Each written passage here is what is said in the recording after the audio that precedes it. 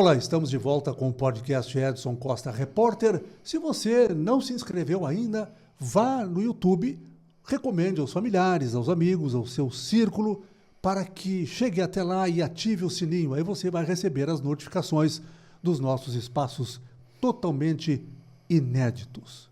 Também aproveite para nos seguir nas redes sociais. No Instagram, procure por Jornalista Edson Costa Oficial. Hoje vamos tratar a respeito de temas ligados à saúde, à medicina. E estamos recebendo com muita alegria o doutor Alexandre Faria. Até rimou. Que prazer te receber aqui, doutor. Seja bem-vindo. Pode ter certeza que o prazer é mútuo. Na verdade, Alexandre dos Santos Faria. Mas o pessoal talvez chame de Farias. Não, é Faria mesmo. Faria. Faria. É que é mais comum Farias. Pois é. Mas pois é que é tão difícil de fazer qualquer coisa, então é só uma coisa que eu faço, é Faria. Tu és de Rio Grande mesmo, Sim, não? Nascido de Rio aqui. Grande. Quantos anos de medicina? Bom, se incluir os estágios e tudo que eu fiz, nós vamos para quase 40. Poxa, é tempo, né? É, verdade. É tempo. Verdade. Bom, também tu és médico do trabalho ligado ao município, é isso há quanto tempo? Vão fazer 2 anos. Certo. Bom, o que faz o médico do trabalho no âmbito do município? Bom, não muito diferente do que faz o médico do trabalho em qualquer empresa, pública ou não. É procurando cuidar da saúde do trabalhador para que, dentro do possível, como esse trabalhador entrou no seu local de trabalho, saia com as mesmas condições de saúde. Mas a gente sabe que envelhece. Claro, é natural. Degenera. Então, mas isso não justifica, por exemplo, expor o trabalhador a um local que tenha pouca iluminação, que tenha muito barulho e que ergonomicamente não deixe sentar direito. Então, esses cuidados a gente tem que ter.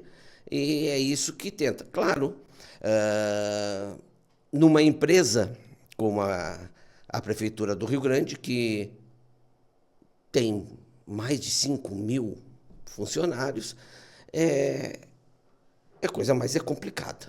Mas está se tentando, dentro do possível, melhorar essas situações e a gente tem que julgar várias coisas ali e que às vezes são delicadas, porque não basta a gente julgar só se tem a doença ou não tem. E cada caso é um caso. Não existe uma regra, né? Não. Isso não é receita de bolo. Não, a vida não tem. A vida não Então tem. imagina a medicina. Bom, nós vamos começar aqui, doutor, por um tema aparentemente árido, mas que nós precisamos esclarecer. No dia 21 de fevereiro, nós entrevistamos aqui Célia Maria Castro Goulart, professora que teria sido dispensada, talvez, não sei se o termo é esse, da prefeitura, e ela acabou falando a respeito do NASO, que é o Núcleo de Assistência à Saúde Ocupacional, e tu és o gestor deste núcleo, é isso ou não? Na verdade, Ou sou operas nele, um trabalhas nele? médico do trabalho, então da parte médica sou eu o responsável, mas tem todos os gestores que comandam e que fazem o NASO funcionar.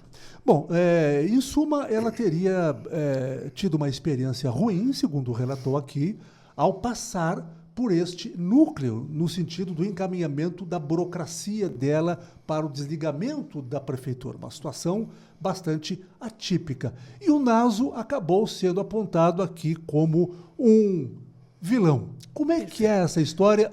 Tu chegaste a tomar conhecimento da entrevista?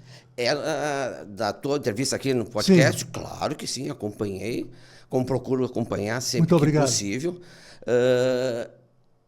E ela passou por mim lá no NASO. Mas o problema da professora é mais antigo, até antes de eu estar no NASO. Ela, pelas anotações, parece que desde 2015 ela não não trabalhava mais por causa das suas dificuldades de saúde. Esse problema estava cada vez mais, porque ela tem uma doença que vai degenerando, então vai cada vez tendo um desgaste maior. Então, chegou um momento que o próprio NAS, o tempo esse que eu não fazia parte ainda, decidiu mantê-la fora da sala de aula e Por não fora ter do as trabalho. melhores condições Por para o problema de trabalho. saúde. Perfeito. Aí, ela, em 2020, ela entrou na justiça contra a prefeitura e solicitando que fosse reconhecido não só a incapacidade, mas também que essa incapacidade seria gerada pelo trabalho, pela sua atividade. Ela entrou e ela fez uma primeira perícia judicial. Foi feita em 2021. Eu tenho até ela aqui. O perito médico, traumatologista, então ele coloca que o problema da professora é desde ela tinha 11 anos de idade, então desde a infância, e que esse problema causa vários retumba lá adiante, se não for tratada a tempo ou tentar minimizar a tempo, e não aconteceu. Talvez quando ela tivesse feito Na o juventude. ingresso no serviço público já estaria com uma certa dificuldade. Não sei se muita dificuldade, porque isso aí não passou por mim, né? Mas que ela já tinha doença, sim. Era claro isso. E Porque foi agravando durante o exercício até a laboral. perícia da vida. Da vida. Da vida. Tudo desgasta, né? Exatamente. Então, a conclusão, o perito, em 2021, coloca que a data do início da doença em 1977, quando ela tinha 11 anos, né? Que foi conforme informações que a própria professora deu a ele nesse dia da perícia. E ele concluiu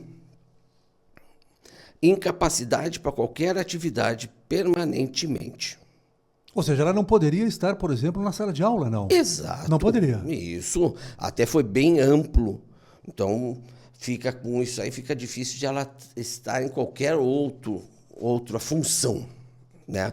Mas não teria incapacidade de atividades cotidianas. Como? Tomar banho, se vestir, caminhar, ir ao banheiro. Então, poderia. E ele responde vários quesitos e corrobora com a decisão que já tinha sido tomada pelo NASO da prefeitura, que disse: está fora, não tem como estar trabalhando. Não haveria como mudar esse contexto, não. Então, até porque eu reparo que a documentação é bastante ampla. aqui né? Há um laudo, dá para chamar assim? É um parecer? É um laudo, para o juiz. Dentro do processo? Dentro do Perfeito, processo, entendido. pelo médico, aqui é Entendido. perito judicial, em 15 de novembro de 2021. Tá. Em 2022, a professora se aposentou pelo INSS. Um direito seu. Perfeito. Inalienável. É sinal que ela tinha tempo e era um direito. Só que ela usou, conforme informações, isso o NASO não tem nada a ver, isso não passa por nós, a informação é que ela usou o período que ela trabalhou na prefeitura. E isso era possível? Sim. Era possível, não? Só que É como se fosse averbado, né? foi averbado Foi esse averbado. tempo. Esse é o termo correto. Perfeito. Foi averbado o tempo de prefeitura no INSS e em 2022 foi considerada aposentada. Ponto. Em janeiro de 24, aí entra não só o Naso na jogada, entra eu. Em janeiro de 24 eu estava, então ela passou por mim e ela nos informou que estava também, ainda estava na justiça para acertar essa coisa, que ela não estava satisfeita muito com essa perícia, esse laudo pericial de 2021. Sim, ela poderia contestar, naturalmente. Faz parte, é um direito dela. Perfeito. Alienável. E, então, ela passou por mim em janeiro de 24. O que eu disse para a professora? Bom, nós temos que aguardar, porque foi solicitada uma perícia, e essa perícia é feita em Porto Alegre, no Departamento Médico Judicial, DMJ, lá no Tribunal de Justiça, em Porto Alegre. Ela disse que teria essa perícia e nós estávamos esperando os resultados da perícia e do juiz depois, porque essa perícia era... Era em cima disso que haveria uma outra posição. Uma decisão judicial. Perfeito. Não poderia pular essa etapa de apreciação daquilo que chegasse ali. No momento que ela judicializou, as nossas mãos ficam atadas aqui. Até o desenlace. Exato, até a gente tem uma resolução. Pronto. Ocorreu isso. Como ela fez aqui, é outro perito, esse aqui, lá no Tribunal de Justiça, em Porto Alegre, outro perito traumatológico, então, um traumatologista, ele fez a perícia em 3 de fevereiro de 2024. Uma outra perícia que ela precisou se submeter. Ela continuou, porque... Ela continuou, perfeito. Essa primeira, ela entrou, continuou, o advogado deve ter pedido para a outra instância. Então, a segunda instância, Porto Alegre.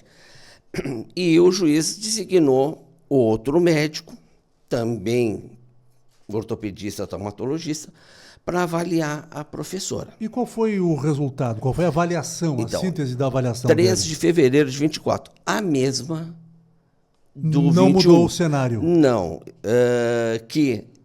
Aqui já tinha a informação de que esse aqui não tinha, que foi em 21. 22 que ela se aposentou, então ela informou para o perito que ela já estava aposentada pelo INSS. Ponto. E ele chega à mesma conclusão. Já avançando aí. Esta está incapacitada de forma total e permanente, corroborando em 2021, corroborando as decisões... Ou seja, não mudou nada. Não. Para a realização de atividades laborais. Trabalho. Perfeito. Mas sem capacidade para a realização das tarefas cotidianas. A mesma coisa feita ali. Bom, avançamos aí. Isso. Então, para não nos perdermos, estamos em pós-fevereiro de 24.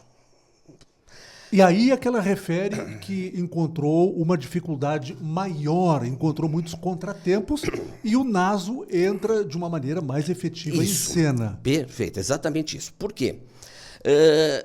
Eu tinha falado para ela que ela preparasse de preferência novos exames. Atualizasse os exames. Exato. E laudos atualizados também. Mas, para que a gente ia chamar para a junta. O que seria a junta médica que o Naso... Do município. Do município, que o Naso estava solicitando e pedindo para que ela passasse. Era decidir por a sua aposentadoria ou não. Mas nós achamos, no caso, eu, que não haveria necessidade, pela dificuldade de locomoção dela, que ela fosse. E isso já foi explicado para ela. Nós fizemos uma junta, eu chamei outra colega, para não ser uma decisão somente, e o próprio, a própria prefeitura solicita que não seja isso uma decisão única. Então, foi mostrado os exames que a professora já tinha deixado, que eu sempre fico com cópia, e, principalmente, a decisão do juiz e do perito. E o que talvez aí, uma falha de comunicação ou não, porque é isso que eu entendo das colocações que ela, no podcast contigo, disse, e na rede social, e até me marcando, e isso eu achei uma coisa totalmente desnecessária, e até fui orientado por meus advogados que entrasse contra a professora, mas eu disse, não, eu acho que está faltando orientação, ela entendeu o que está acontecendo. Aliás, ela se queixou aqui de que advogados a orientaram mal e ela acabou percorrendo uma via crucis. Talvez a origem, o cerne da questão esteja lá atrás. Perfeito. Então, nós achamos desnecessário chamá-la para presencialmente, porque nós não temos poder de mudar o que o juiz... Sim, é uma outra esfera, né? O que o juiz e o médico perito, designado pelo juízo, tomou a decisão. Então, confrontando os laudos, ficou a mesma coisa. Isso corroborou com o que nós iríamos fazer na junta, que era solicitar a aposentadoria por invalidez. Ela tem direito a isso ou não? Ao que ela postula? Aí... Antes disso, tem uma outra situação. Não, aí nós fizemos, não presencial, e eu trouxe uma cópia, essa junta médica, que ela foi comunicada, mas me parece que ela não entendeu. Nós não achamos necessário a presença, então, porque não iria mudar nada. Mas ela recebeu essa decisão? Sim. Que não foi uma decisão monocrática, foi uma decisão de uma junta. Exato, Perfeito. Que corroborou que já estava. Ela continuava afastada e... Ou seja, a situação não veio mudando nada dentro do processo legal. Não nem mudou. nas perícias anteriores. Nem administrativamente, doutor? E nem administrativamente. Entendo. Então, aqui está o resultado da junta médica em 18 de julho de 24, corroborando que ela está incapaz. Perfeito. Ponto. Então, aí que entra a coisa que talvez ela não tenha entendido ou não tenha aceito. Mas... Ou ambas, né? O NASO não tem mais nada a ver com isso. A partir daqui, a função do NASO acabou na... Que é o Núcleo de Assistência à Saúde Ocupacional. Chegou à conclusão que ela está incapaz. E que ela seria, então, pelo NASO, aposentada por invalidez. Ponto. Então, o NASO não tem mais nada. Não tem mais nada para fazer no NASO. Já está feito. Só que a prefeitura, e aí eu não vou saber como, chegou a informação de que ela estava aposentada desde 2022 pelo INSS. No momento que qualquer servidor, pelo estatuto, diz pela lei 5.819 de 2003. Que é o Estatuto do Servidor, não? É isso. É isso, do servidor. Do servidor público do município do Rio Grande. Aposentadoria é motivo de vacância. E se ela usou o tempo de trabalho da prefeitura, então ela averbou. Foi essa informação que eu obtive. Isso não é o NASO não faz isso.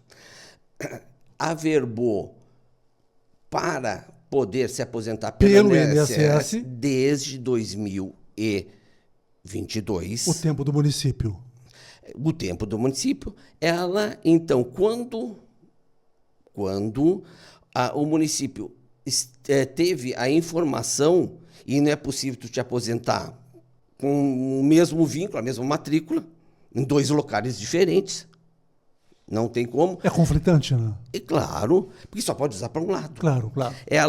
E aqui tem a portaria de desligamento. 28 de agosto do ano passado. De 24.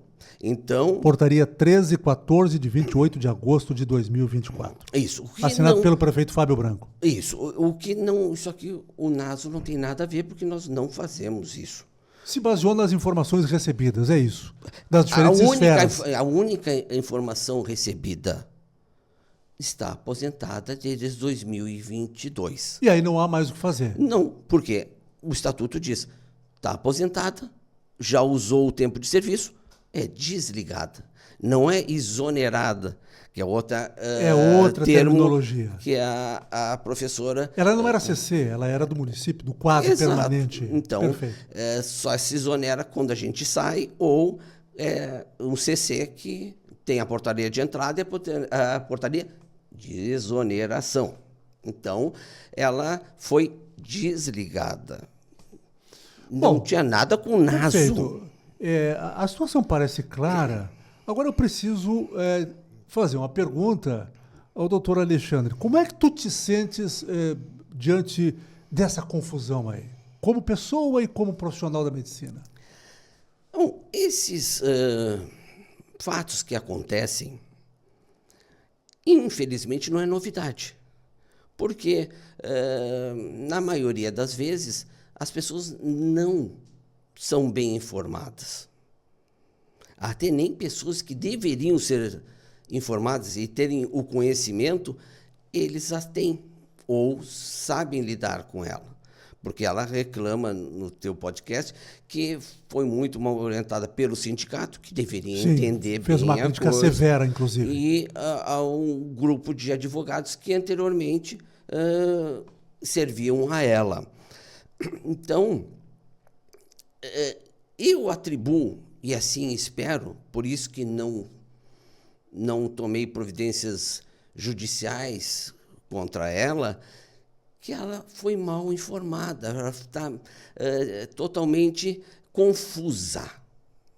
Então, eu vou dar um crédito para a professora, qual me parece que merece mesmo, mas se, porventura, continuar me agredindo, assim, eu, infelizmente, vou ter que tomar providência, porque eu não estou há quase 40 anos por confusões, por desinformação, querer jogar o meu nome aqui ou ali. Então, perfeito. Foi uma das razões de eu aceitar o teu convite. Claro. Assim, a ideia é esclarecer. Para estabelecer o contraditório também. Também, esclarecer algumas brechas que ela disse, e saber que o NASO foi até ali, onde pode.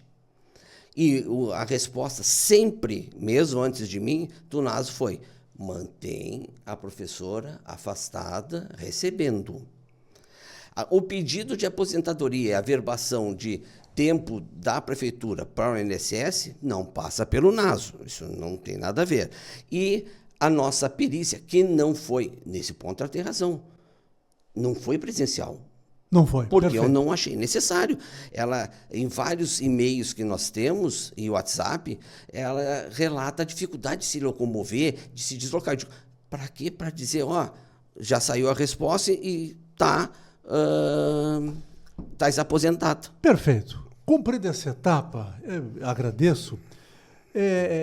Conversando com o doutor Alexandre Faria, eu não posso deixar de trazer aqui à baila a SEAT, a Clínica Especializada em Acidentes do Trabalho, onde tu desenvolvesse papel como médico no setor de traumatologia. Quantos anos?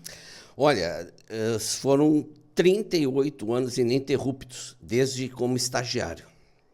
Até chegar à gestão também do sistema. O final foi nesse setor, nessa função.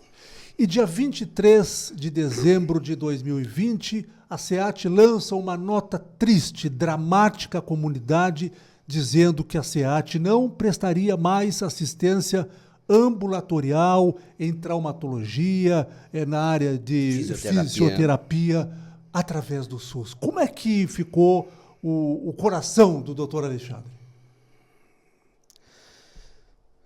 Olha, foram, nesses 38 anos, muitas vezes contra tudo e contra todos, sempre priorizando o SUS. Sempre dando a atenção especial ao SUS. Que nós chegamos a ter 85%, até mais de 90% do nosso atendimento era para o SUS. Ao longo de 52 anos de existência da clínica. Foi um choque. Quando a gente teve que tomar essa decisão, eu saía de carro e o meu carro me levava para a SEAT. Eu digo, mas não é mais aqui. Já estava no piloto automático, né? Não é mais aqui. Eu digo, o que eu vou fazer? 38 anos. Mas a coisa estourou nesse tempo.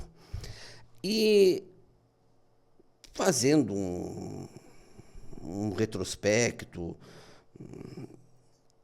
fundamentalmente, eu agora chego à conclusão que nunca, com esses 52 anos, como não tinha praticamente ninguém da SEAT, da cidade que não tenha passado na SEAT ou tem algum parente que tenha passado. Eu mesmo passei por lá várias vezes. Né?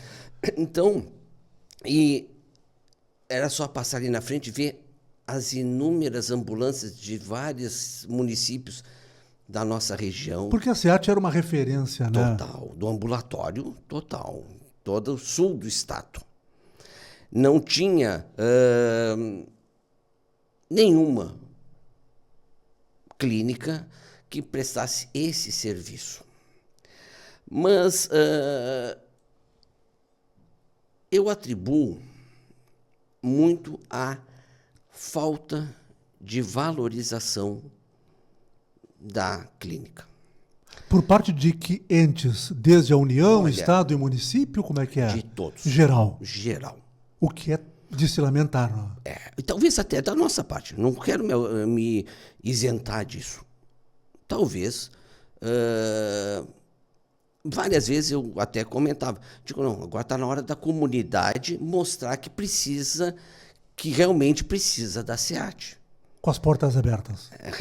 Atendendo. Por quê? Se tivesse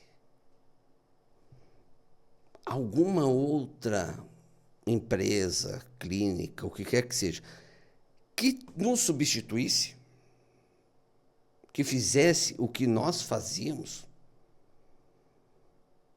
já ficava bem mais fácil de eu aceitar.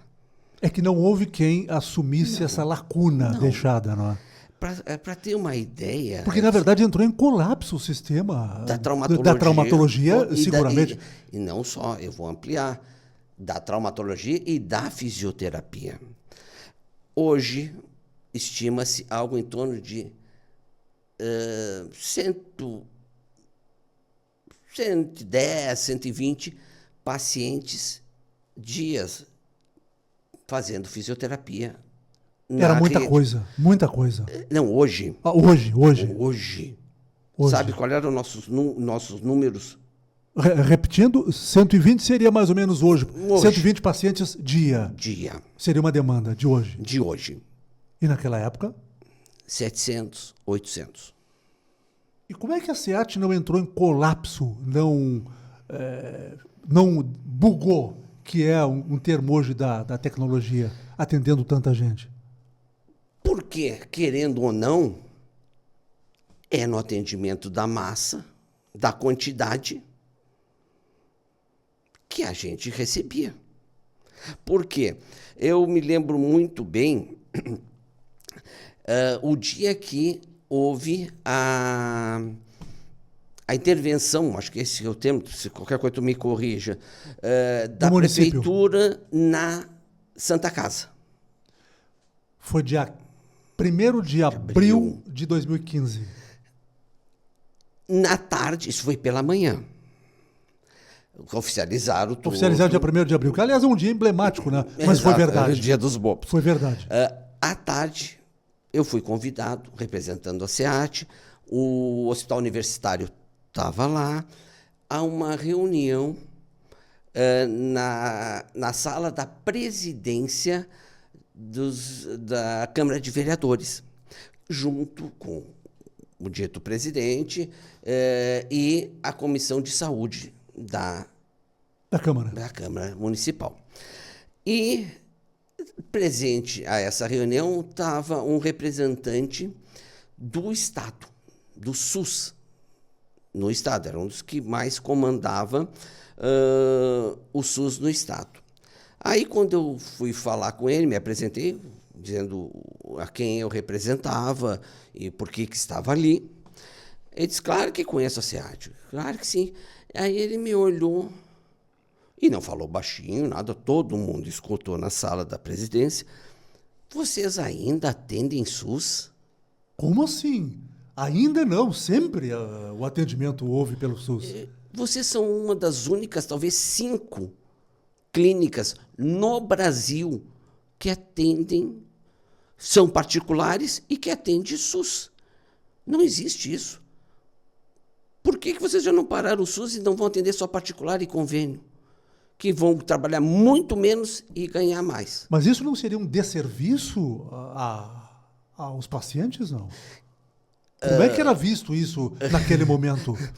Eu não me vi, porque eu não estava na frente de um espelho, mas pela intervenção da representante do HU, que interviu nessa observação, ela pegou e disse, não, hoje a gente não sabe o que vai acontecer com a Santa Casa, que de manhã já foi intervindo. Se a SEAT parar, o HU não consegue manter esse atendimento traumatológico. Não tem como. E aí ele disse, que vocês são uns jurássicos. Inacreditável isso. E nem mesmo levando em conta, por exemplo, a realização de raio-x que iria impactar no HU, na UPA, na Santa Casa, nem isso foi levado em conta? Pelo jeito, não. Então, quando eu digo que não houve uma valorização desse serviço, Edson, eu até posso admitir tranquilamente que não era uma primazia, principalmente na parte física. Muito longe disso. Mas cada vez eu me convenço mais de que ruim conosco, pior sem. Também houve um impacto, eu quase esqueço de dizer, ao pessoal da faculdade Anhanguera na parte de fisioterapia, porque os estágios eram feitos ali, não é? Praticamente toda a parte de estágio era feito. Nós tínhamos um convênio com a Anhanguera. Então, era difícil, naquela época, qualquer fisioterapeuta daqui de Rio Grande que não tivesse passado, não tivesse prestado serviço, não tivesse usufruído da chance de estar lá na SEAT e pegar os pacientes. E o senhor, mais do que ninguém, porque durante vários anos também foi perito do INSS, sabe da importância da prestação desse tipo de serviço. Então, aí vem a não valorização. Porque no momento que a data já colocada, dezembro de 20, infelizmente a prefeitura nem nos comunicou. Não houve essa comunicação? Não. Oficial? Não. Não. Foi de boca, então? Não, foi de boca dos pacientes. Por quê? Então, foi por uma via transversa na época, em 2020? Totalmente.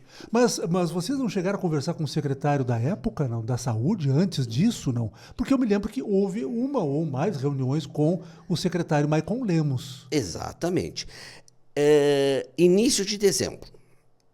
Nós depois recebemos uma portaria da secretária estadual da saúde, comunicando, porque havia um pedido anterior da prefeitura, da secretaria municipal, solicitando que desvinculasse a média complexidade, que era a fisioterapia, a parte ambulatorial. E a secretária estadual, no dia 4 de dezembro de 2020, bateu o martelo dizendo: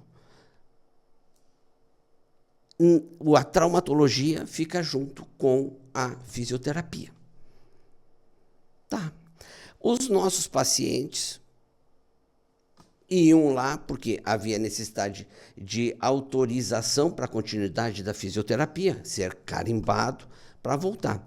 Aí chegando lá, os pacientes recebiam a seguinte informação: não, a SEAD está descredenciada, não vai mais prestar atendimento para o SUS. Mas os gestores da SEAT sabiam desse descredenciamento? Só quando esses pacientes voltaram e disseram: olha, não quiseram carimbar.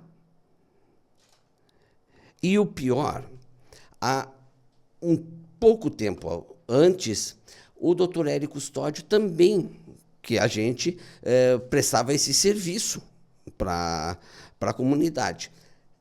O doutor Hélio Custódio parou de fazer o atendimento SUS. Também parou, eu lembro. Era ali junto à Santa Casa. Exatamente, no final. Era ali. Era ali no final. Um local muito bom.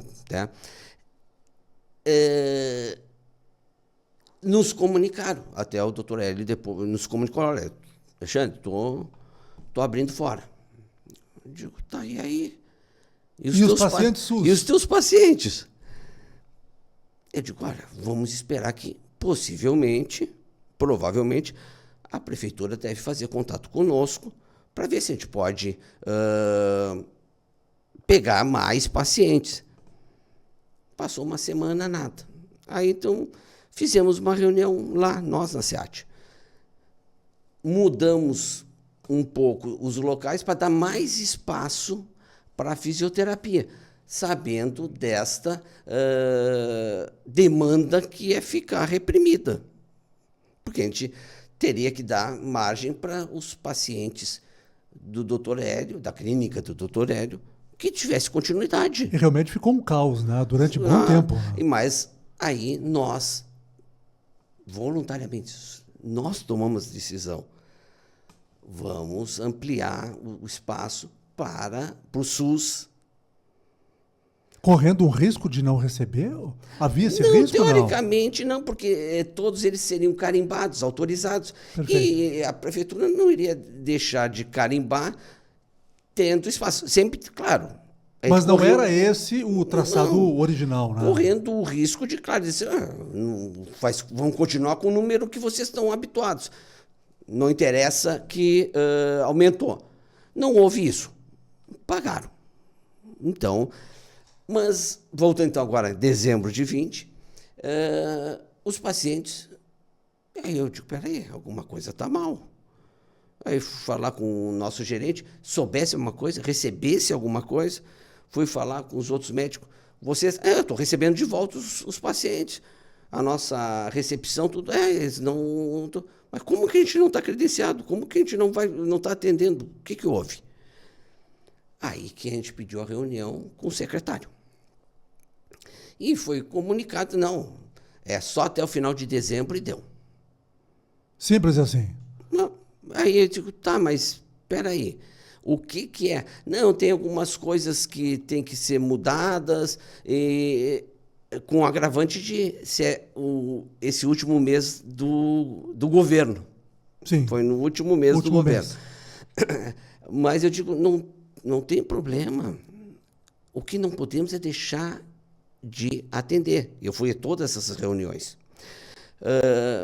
Até eu solicito para ti, secretário, fala com o responsável jurídico da prefeitura que a gente pode ir no Ministério Público.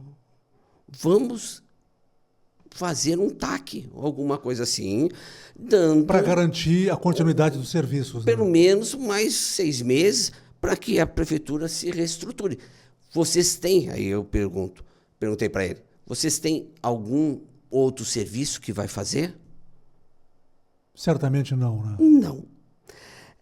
E os pacientes eram informados quando eu na secretaria para carimbar, os da fisioterapia, vocês vão para casa que depois a gente vai telefonar para cada um de vocês para dizer onde vai ter os atendimentos. E hoje como é que está a situação, doutor? Hoje eu não sei exatamente quantas clínicas, mas são talvez... Credenciadas, não? Credenciadas, prestando serviço para o SUS, sim. Nesse momento tem uma coisa bem interessante, que a prefeitura conseguiu espalhar. Tem, pelo menos pelo meu conhecimento... Repartiu a demanda, né? De maneira que não ficasse por exemplo, concentrada. lá em Povo Novo tem uma, no Parque Marinha tem outra. Então, isso foi muito interessante. Para não descontinuar totalmente o serviço. Né? Mas o resto... Mas ainda há uma demanda reprimida, seguramente. Até pelos números que a SEAT apresentava. Né? E a gente não inventava paciente.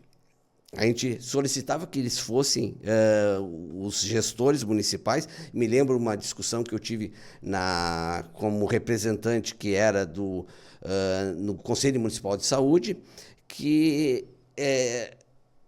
o representante da prefeitura defendia que todo o paciente fosse na Secretaria da Saúde para carimbar, para ser autorizado.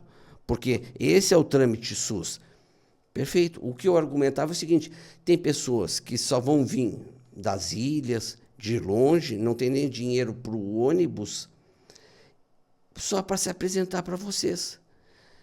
E isso está gravado na ata do Conselho Municipal de Saúde. É um documento.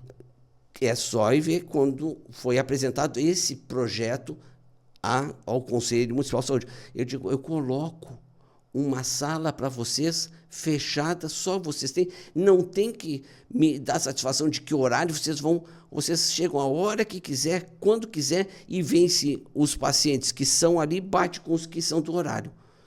Não tem problema, é porta aberta para vocês e a SEAT não tem nada para esconder. Não foi aceito. Não foi aceito. Não foi aceito. Então, por isso que tinham que ir na secretaria para carimbar. Então, imagina com nem aceitação de ir no Ministério Público, de nada, e não tendo nada, outra clínica, outro serviço, para substituir o que a gente fazia. Ficamos perdendo. Ficamos totalmente órfãos. Principalmente quem é usuário SUS, quem tem uma maior dificuldade de ter um convênio, de pagar particular, e isso... Arrematando esse assunto, existe uma luz lá no final do túnel sobre a possibilidade de retorno da SEAT? Ou não? Não. Não existe? Não. Lamentavelmente, Totalmente. Para prejuízo da cidade do Rio Grande. Até pela história da SEAT. Eu, sinceramente, 30 anos de prefeitura, postos de saúde, atendendo tudo. Hoje, por exemplo, se alguém chega com o dedo pisado, o dedo possivelmente quebrado, não tem para onde ir.